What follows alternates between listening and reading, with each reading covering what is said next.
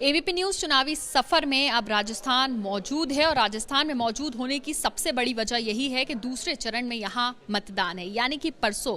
और आज का दिन बहुत अहम है क्योंकि चुनाव प्रचार आज शाम थम जाएगा।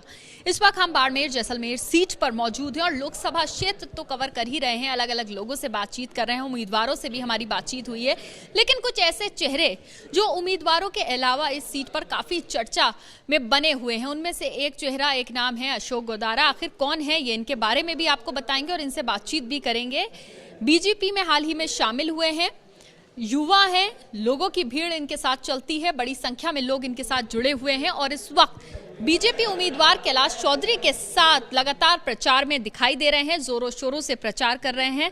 क्यों, सही कहा, खूब जोरों शोरों से प्रचार चल रहा है कैलाश चौधरी जी का। सबसे पहले तो धन्यवाद आपका, और आपकी बात कतई 100% सही है कि जोरों शोरों से चुनाव चल रहा है और उनका प्रचार चल रहा है और एक तरफा चल रहा है। एक तरफा? अच्छा, एक तरफा होने की क्या वजह है? क्यों अशोक गोदारा को लगता है कि एक तरफा है?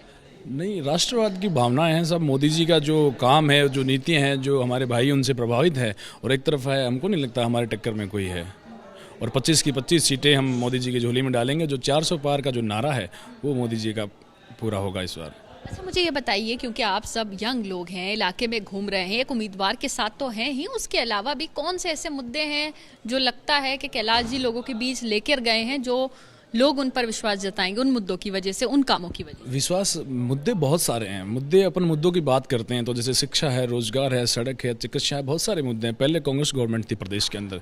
देखो, राजनीति जब आदमी करता है तो पहले अपन की एमएलए होता है अपना, फिर मुख्यमंत्री की बात करते हैं, फिर अपन प्रधानमंत्री की बात करते हैं। तो पहले प्रदेश के अंदर गवर्नमेंट कांग्रेस की थी, तो उसके कारण कई कारणों से काम नहीं हो पाए कि ऊपर से प्रधानमंत्री जी ने कई सारे काम दिए, लेकिन कांग्रेस की गवर्नमेंट उन कामों को जन जन तक नहीं पहुंचाया कि हमारी गवर्नमेंट वापस बने। कांग्रेस का ये आशा थी उनको।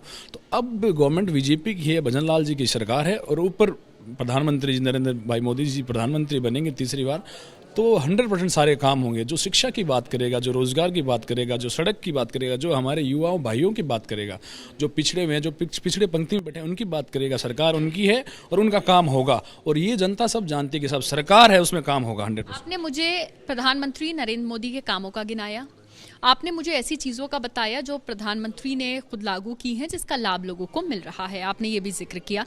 लेकिन कैलाश चौधरी जी के ऐसे कौन से काम हैं जिसको लेकर आप जनता के बीच गए अपने लोकसभा क्षेत्र में और लग रहा है कि ये काम जो है कैलाश चौधरी के, उनको इस बार भी जिता देंगे? नहीं, काम पहले भी बहुत सारे हैं। जैसे अपने किसान भाइयों के खाते में जो कृषि के पैसे आते हैं, जैसे कृषि मंत्रालय से आते हैं, तो वो बहुत सारे काम ऐसे हुए हैं। आपके इलाके में कौन से काम ऐसे हैं जो होने की ज़रूरत है, आपको लगता है अगर अब जो उम्मीदवार चुनकर आए तो वो ये काम करें? कैलाश जी ने पहले अपने यहाँ पे बाड़मेर के अंदर जिक्र किया था एयरपोर्ट का, तो वो पीछे से उन्होंने अप्रूव कर दिया, लेकिन कांग्रेस की गवर्नमेंट ने ज़मीन तक नहीं दी। तो इससे छोटी मानसिकता क्या हो सकती है आदमी की।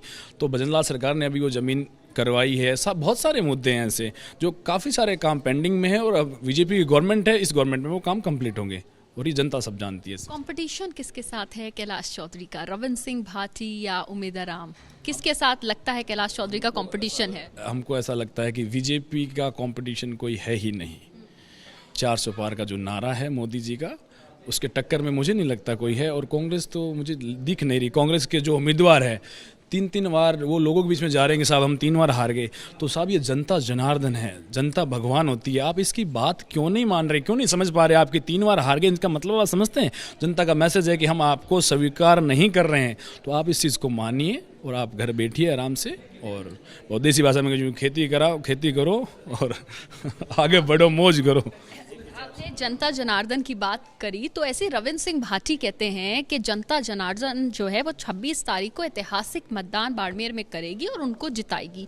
वो कह रहे हैं कि जो भीड़ मेरे साथ दिखती है, भीड़ नहीं है, ये वोट में कन्वर्ट होगी। उनका तो कॉन्फिडेंस ये है। नहीं, ऐसा कुछ भी नहीं है। सब अपनी अपनी मेहनत कर रहे हैं और बीजेपी के पक्ष में माहौल है। आप देख लीजिए, पूरा कल बालोतरा के अंदर कुछ रैली थी हमारी, तो मेरे कुछ भाषण, कुछ बयान कांग्रेस वालों ने तोड़ मरोड़ कर उसको पेश किया। कांग्रेस की अब ये मानसिकता रही है कि बीजेपी का काफिला उनके आगे से निकल रहा है तो बोल रहे हैं हमारे सामने हाथ हिलाया, इसका मतलब आप कांग्रेस को वोट दे दीजिए।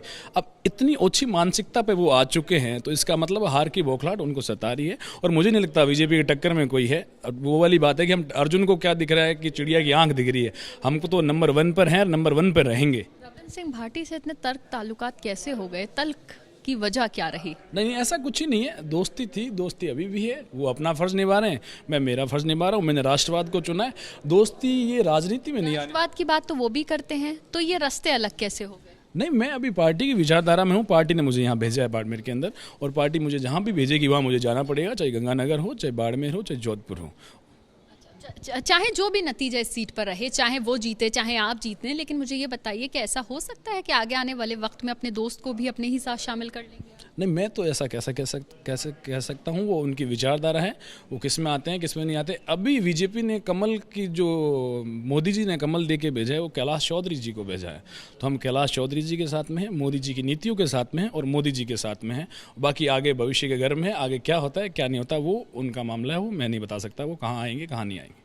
चुनाव प्रचार आज थम जाएगा तो क्या कहेंगे? कितने जोरों शोरों से इस बार चुनाव में हिस्सा लिया आप लोगों ने, और क्या लगता है कि जनता जो है सब वोट में तब्दील हो जाएगी ये भीड़? 100% एक तरफा माहौल है बीजेपी का, और बीजेपी जीत रही है। और हम तो ऐसे सोच रहे हैं कि पिछली बार से बड़ी लंबी जीत इस बार होगी।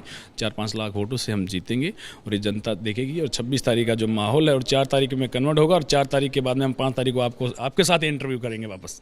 चलिए, बहुत शुक्रिया बात करने के लिए। तो अशोक गोदारा, जिनका ये कहना है कि वो लोग कैलाश चौधरी के साथ लगातार चुनाव प्रचार में साथ थे, साथ हैं और रहेंगे, और उन्होंने ये भी कहा कि इस पर जीत कैलाश चौधरी की होगी। ये विश्वास तो हर शख्स, हर उम्मीदवार जता रहा है, लेकिन जनता जनार्दन किसे जिताती है ये देखना होगा। कैमरा पर्सन हेमंत के साथ मदीहा खान, ABP न्यूज़, राजस्थान।